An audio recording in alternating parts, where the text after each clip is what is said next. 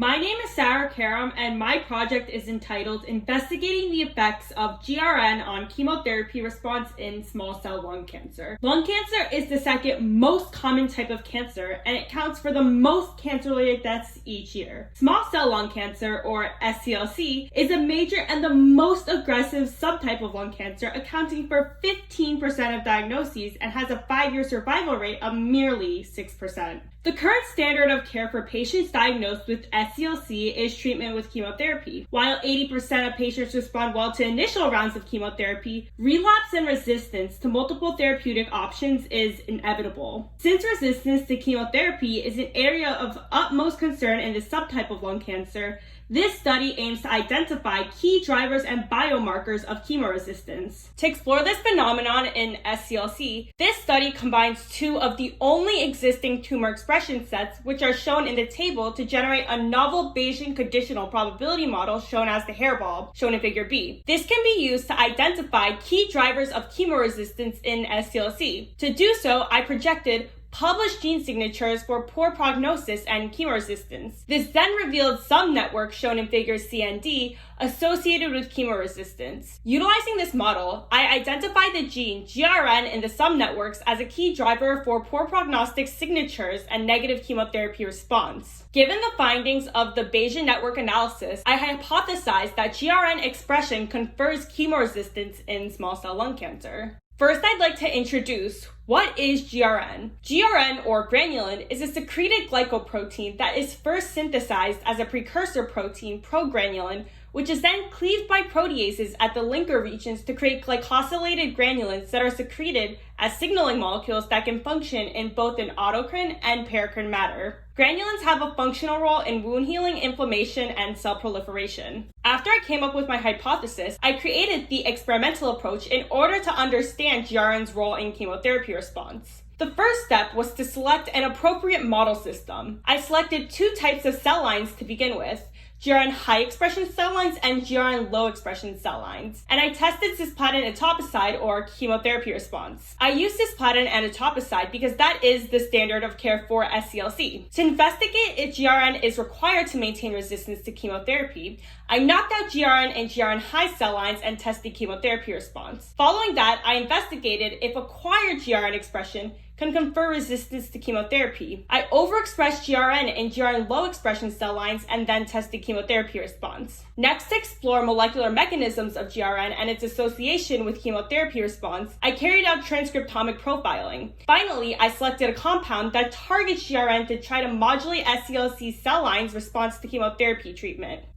When choosing an appropriate model system to investigate the role of GRN in SCLC chemoresistance, I sought to select cell lines expressing low and high levels of GRN. Figure A is a Western blot of 4 cell lines, which is a technique utilized to measure relative protein expression. I utilized vinculin as a loading control to ensure each well contained the same amount of protein. H524 and H2081 had relatively lower amounts of GRN and hence classified them as GRN low, while SHP77 and HA41 had higher amounts of GRN and hence classified as GRN high. Figure B shows response to cisplatin-etoposide treatment in the 4 cell lines using cell viability as a readout. The x-axis shows increase in concentration of an equimolar ratio of the two drugs, and the y-axis shows cell viability relative to the untreated control. Each point represents relative viability at a certain concentration for a particular cell line, and the best fit line is shown. With increasing concentrations for GRN high cell lines, SHP77 and HA41 shown in red, the relative cell viability remained unchanged for until the supraphysiological concentration of 10 micromolar,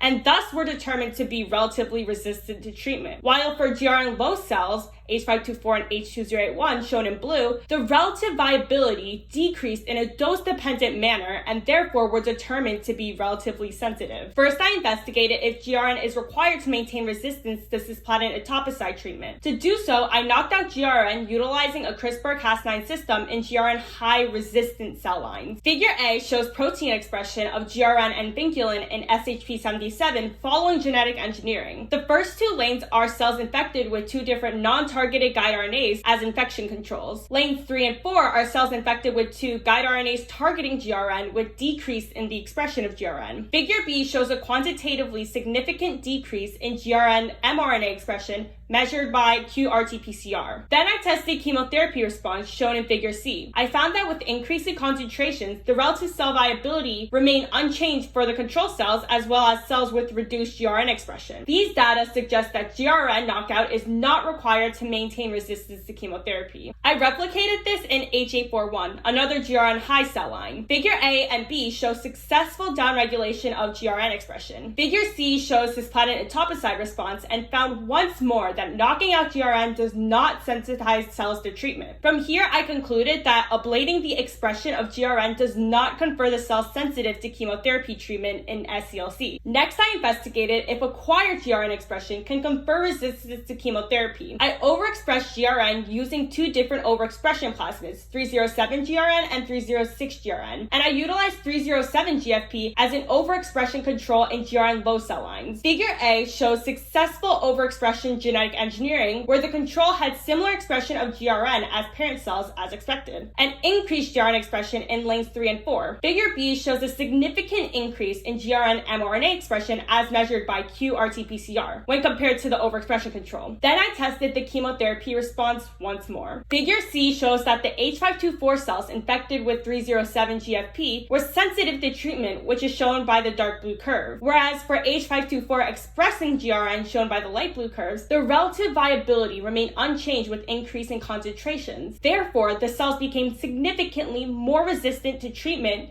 when GRN was overexpressed. I tested this in another GRN low expression cell line, H2081. First, I confirmed successful overexpression of GRN shown in figures A and B, and then investigated chemotherapy response. Shown in figure C, the relative cell viability of the control shown by the dark blue curve decreased with increasing concentration, whereas for H2081 expressing GRN, the relative viability remained unchanged with increasing concentrations as shown by the light blue curve. These results were analogous to my previous findings and thus suggest exogenous GRN expression can confer chemoresistance in SCLC cell lines. Next, to explore the mechanisms of GRN-mediated chemoresistance, I sequenced the transcriptome of H524 overexpressed with GRN and control cell lines. Then I identified genes differentially expressed with GRN overexpression shown in figure A. Figure A is a volcano plot, and the x-axis shows the log two-fold change measuring changes in expression. The y-axis shows the log of the adjusted p-value to indicate the statistical significance of the change for each gene represented by each point. There were 642 genes statistically significantly upregulated, which are shown in red. There were 206 genes downregulated statistically significantly, which are shown in blue. I investigated the overlap between published chemoresistance signatures previously described and genes upregulated with GRN expression, and found 10 of these genes shown in the table and 6 representative genes shown in figure B were upregulated when GRN was overexpressed. The x-axis of each graph indicates the overexpression group and the control group. The y-axis shows the read count, which is a measurement of gene expression. As you can see, when GRN was overexpressed, the read counts for these chemoresistance-associated genes increased. Moreover, this analysis furthers GRN's novel role in chemoresistance in SCLC. Given the contribution of GRN expression in chemoresistance, I decided to identify drugs to target GRN signature and perform combination therapy with the traditional chemotherapy drugs. I utilized the connectivity map, which is a database created by Broad Institute that utilizes experimental data to determine drugs that reverse the effects of certain pathways or genes. This database elucidated that CCK receptor antagonists could target GRN's effect. So specifically, I chose a CCK-B receptor antagonist to work with because CCK-B receptors are highly expressed in SCLC. Figure B shows SCLC cell lines that are resistant to etoposide-cisplatin treatment. However, when the cells were treated with CCK receptor antagonists in combination with cisplatin and etoposide, the cells were sensitized to chemotherapy treatment. In conclusion, this is the first study to identify GRN's novel role in chemoresistance in SCLC. Specifically, my study identifies that exogenous GRN expression confers chemoresistance in SCLC. Moreover, overexpression of GRN is associated with an upregulation of genes associated with chemoresistance in SCLC. Finally, this project identified CCK-B receptor antagonists used in combination therapy as a therapeutic target for chemoresistance in SCLC. Future directions of this project include a comprehensive understanding of GRN-mediated chemoresistance by performing RNA sequencing on more GRN overexpression and knockout cell lines, testing other CCK-B receptor antagonists on more chemoresistant SCLC cell lines, and in vivo modeling of GRN-mediated chemoresistance. Thank you.